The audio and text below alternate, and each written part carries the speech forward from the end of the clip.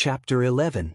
When the ladies removed after dinner, Elizabeth ran up to her sister and, seeing her well guarded from cold, attended her into the drawing-room, where she was welcomed by her two friends with many professions of pleasure, and Elizabeth had never seen them so agreeable as they were during the hour which passed before the gentlemen appeared. Their powers of conversation were considerable. They could describe an entertainment with accuracy, relate an anecdote with humor, and laugh at their acquaintance with spirit. But when the gentlemen entered, Jane was no longer the first object. Miss Bingley's eyes were instantly turned toward Darcy, and she had something to say to him before he had advanced many steps. He addressed himself to Miss Bennet with a polite congratulation. Mr. Hurst also made her a slight bow and said he was very glad, but diffuseness and warmth remained for Bingley's salutation. He was full of joy and attention.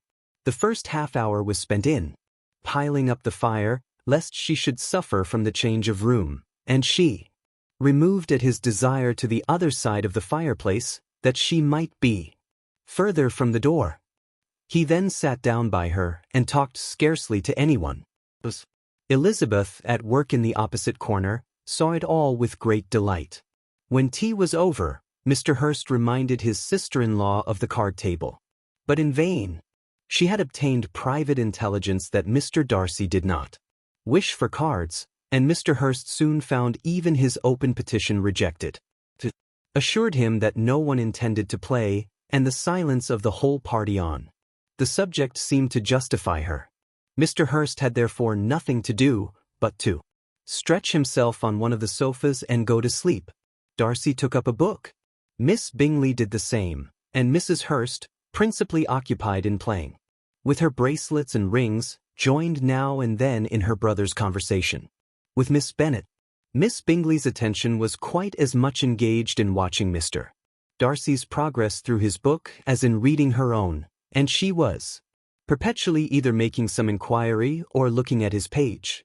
She could not win him, however, to any conversation. He merely answered her question and read on.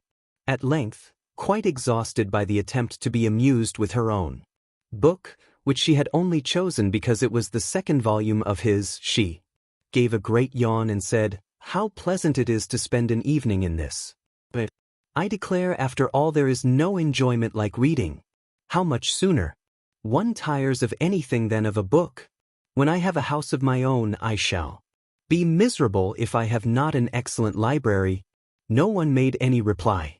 She then yawned again, threw aside her book, and cast her eyes round the room in quest for some amusement, when hearing her brother mentioning a ball to Miss Bennet, she turned suddenly towards him and said, "By the by, Charles, are you really serious in meditating a dance at Netherfield?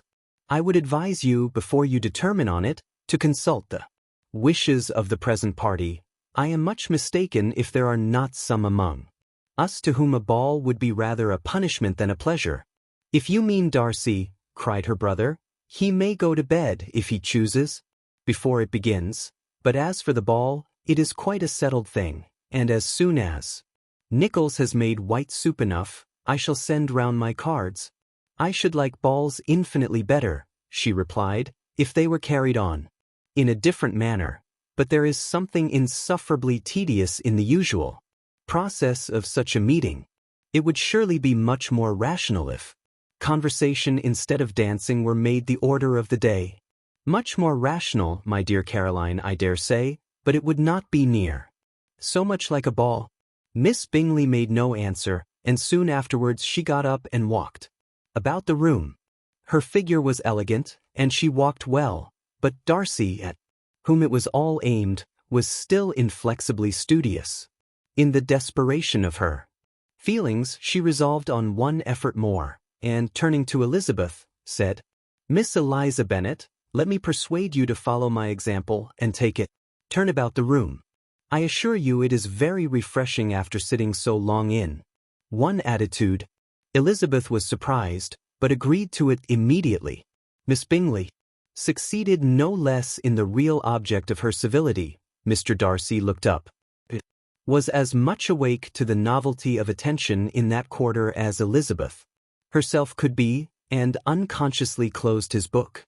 He was directly invited to join their party, but he declined it, observing that he could imagine but two motives for their choosing to walk up and down the room together, with either of which motives his joining them would interfere. What could he mean? Was dying to know what could be his meaning, and asked Elizabeth whether she could at all understand him.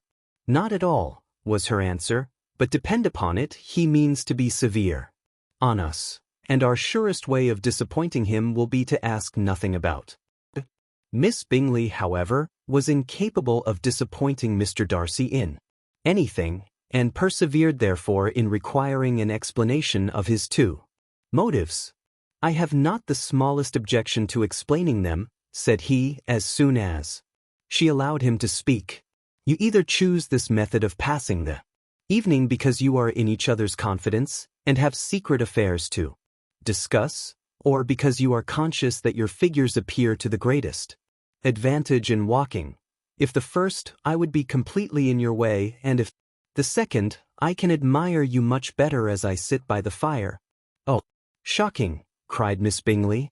I never heard anything so abominable. How shall we punish him for such a speech? Nothing so easy if you have but the inclination, said Elizabeth. We can all plague and punish one another. Tease him, laugh at him, intimate as you are, you must know how it is to be done. But upon my honor, I do not.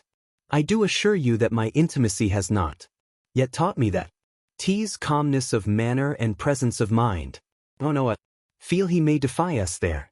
And as to laughter, we will not expose ourselves, you please, by attempting to laugh without a subject. Mr. Darcy may hug himself. Mr. Darcy is not to be laughed at, cried Elizabeth. That is an uncommon advantage, and uncommon I hope it will continue, for it would be a great loss to me to have many such acquaintances. I dearly love a laugh. Miss Bingley, said he, has given me more credit than can be. The wisest and the best of men, the wisest and best of their actions, may be rendered ridiculous by a person whose first object in life is a joke. Certainly, replied Elizabeth, there are such people, but I hope I am not one of them. I hope I never ridicule what is wise and good. Follies and nonsense, whims and inconsistencies, do divert me, I own, and I laugh at them whenever I can. But these, I suppose, are precisely what you are without. Perhaps that is not possible for anyone. But it has been the study of my life to avoid those weaknesses which often expose a strong understanding to ridicule, such as vanity and pride. Yes, vanity is a weakness indeed. But pride, where there is a real superiority of mind, pride will be always under good regulation. Elizabeth turned away to a smile. Your examination of Mr. Darcy is over, I presume, said Miss Bingley, and what is the result? I am perfectly convinced by it that Mr. Darcy has no defective revisit himself without disguise. No side Darcy, I have made no such pretension. I have faults enough, but they are not, I hope, of understanding. My temperidare not vouch for it is, I believe, too little yielding, certainly too little for the convenience of the old. I cannot forget the follies and vices of others so as old, nor their offences against myself. My feelings are not puffed about with every attempt to move them. My temper would perhaps be called resentful. My good opinion once lost is lost forever. That is a failing indeed, cried Elizabeth.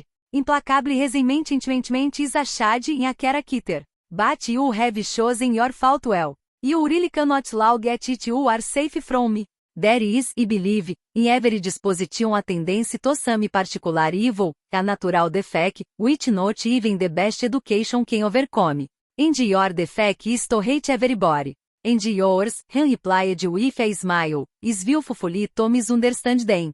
Do let us have a little music, cried Miss Bingley, tired off a conversation in which she had no share. Louisa, you will not mind my vacuum Mr. Hurst? Her sister had not the smallest mesmas objection, and the pianoforte was opened, and Darcy, after a few moments, recollection, was not sorry.